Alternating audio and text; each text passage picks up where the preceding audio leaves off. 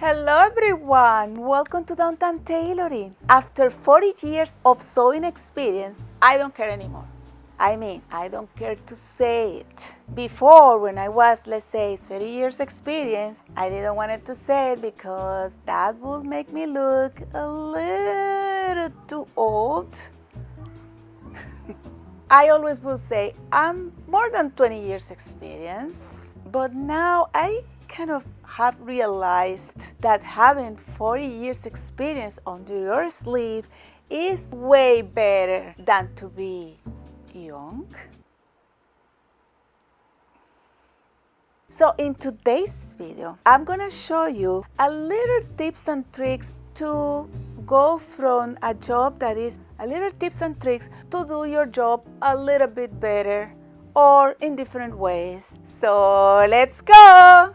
Okay, I'm gonna start by showing you how to ruin your corners. We have a skirt or something and then we fold and fold, and that's not really so good. The corners can go up and it doesn't look clean. Let's fix it.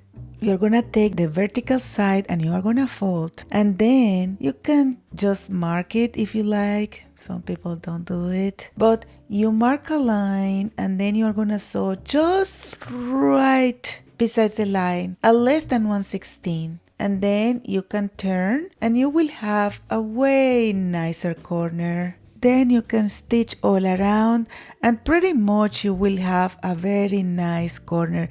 You can do it two ways. You can do the whole side all together so everything is sewn, and then you sew the bottom part of the hem, and that's it. So you will have like those lines.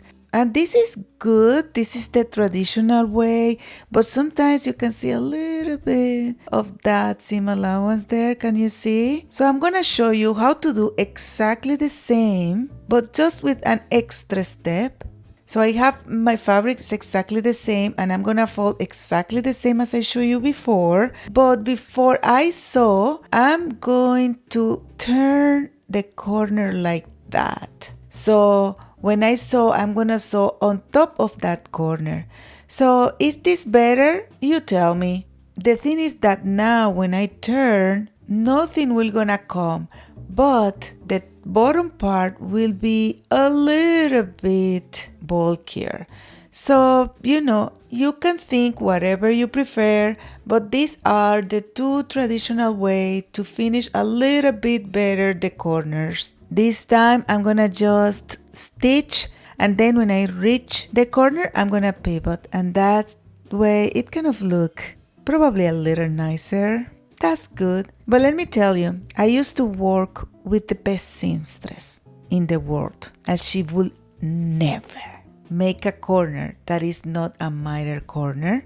And it's easier than you think. You see, I just fold the corner like that so I can mark it, and then I'm gonna make a stitch over my mark. In my experience, you can make the stitch over the mark, or you can go a little bit out, and this way it won't pull that much. Then I'm gonna just spread the seam allowance this way, and then I'm gonna just turn and I'm gonna just stitch the hem. This will give you a cleaner look. And although it's almost as simple as the other two ways that I just explained, sometimes you have to do it twice or something like that. And this is why probably it's not the favorite among my colleagues, but it's the best one for sure. And I have the 3 ways to do it, and please let me know in the comments if you prefer one way over another, or if that concerns you, or I don't know. My next trick is so good when you have a fabric that is a little bit heavy.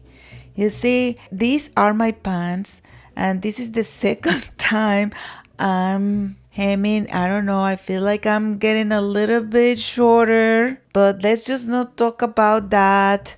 Because this fabric is a little heavy, what I do is to fold the hem the way it's supposed to be, and then I'm gonna take the seam allowance like so, and I'm gonna stitch them together. I'm gonna do that in each seam at the sides, and this way even Though before I finish the hem is already secure, and you don't have, like, it looks way better when it's finished. Look at that. You see, I haven't done the hem and it's holding a little bit.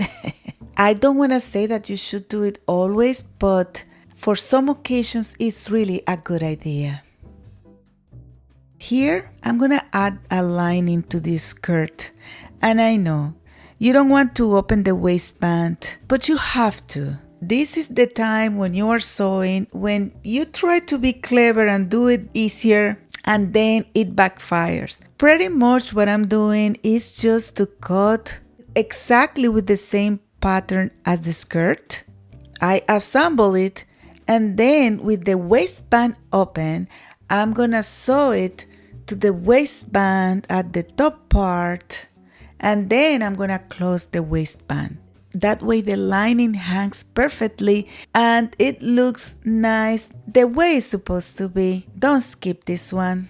Like, I have so many colleagues that prefer not to open, but in my experience, all the mental gymnastic that you have to do and the times you have to open and redo it, it is kind of a waste. I wanted to put it in the mannequin, but I have something else. But here we go. I'm just showing it to you on the hanger, and you see how well it behaves, no problem. Now I just need to make the hem, and look at that. You see, isn't that skirt beautiful? I love it. And let me show you. This is the blouse. So good for spring and summer.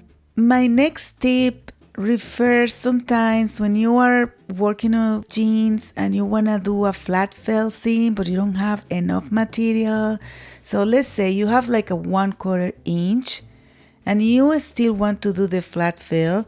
What you do, you just take a bias, and then I fold the bias and press it, and now I'm sewing to the seam, as you can see, and then I just have to either iron or to make a stay stitch. If you just do the stay stitch, make sure to pull it out so it sews correctly, and then I'm gonna just do the fell, the fell stitch, and that's it. Without enough material to do your flat fell, you can do it using a bias. But Aida, where I can get bias tape? Really? You don't have bias tape? Well, perfect.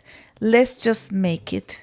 As you can see, I'm just taking a 1/4. You just need a square of fabric. To be honest, you can just do it with all the fabric, but I don't want to make it complicated, so I'm just gonna cut the excess just to make sure that I have a square, okay? And as you can see, where I'm cutting it, I'm cutting out the edge of the fabric that is telling me that this is the grain of the fabric, okay? I'm just, you have to keep that in mind. Now I'm gonna cut that square diagonally. Remember that I did the mark with the iron. And now, you see, I had my grain of the fabric there. I'm gonna fold it because make it easier. So I have my grain here and my other grain there.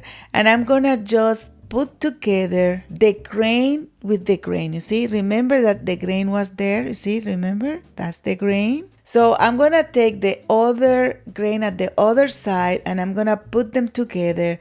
And I'm gonna sew these 2 pieces. Then I'm gonna go to my sewing machine and I'm gonna make sure to reduce the length of the stitch a lot, like a little bit less than 2, because I will be cutting that after. I'm gonna sew more or less at 1/4 inch, and then I'm gonna go to my ironing board and I'm gonna iron. First, I'm gonna iron with the stitch down just to press it and make it nice. And then I'm gonna open the seam allowance.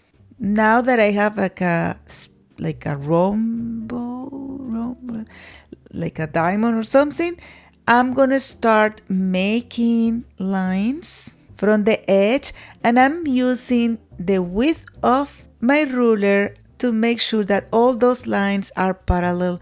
The ruler is, oops, it just finished. Let me look for, I don't know, I have so many.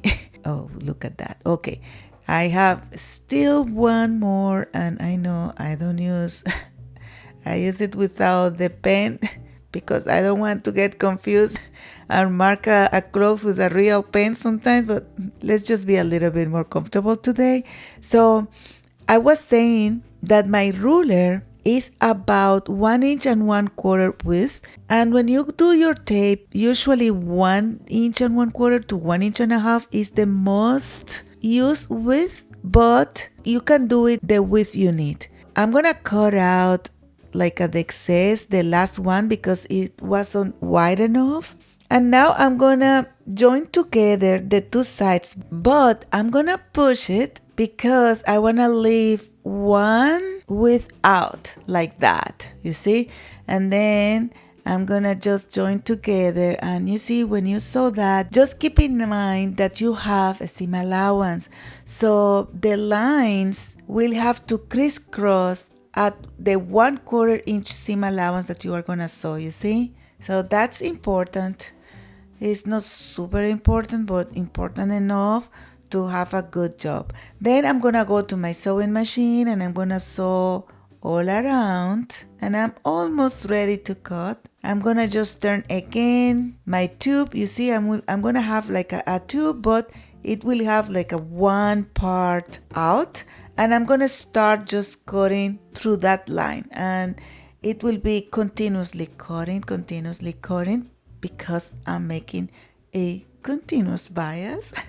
I wanted to include that in that video because I have received a lot of questions to clarify, and the question that I get the most is how big the square should be, and it doesn't matter, but the biggest the square, the longest your bias will be.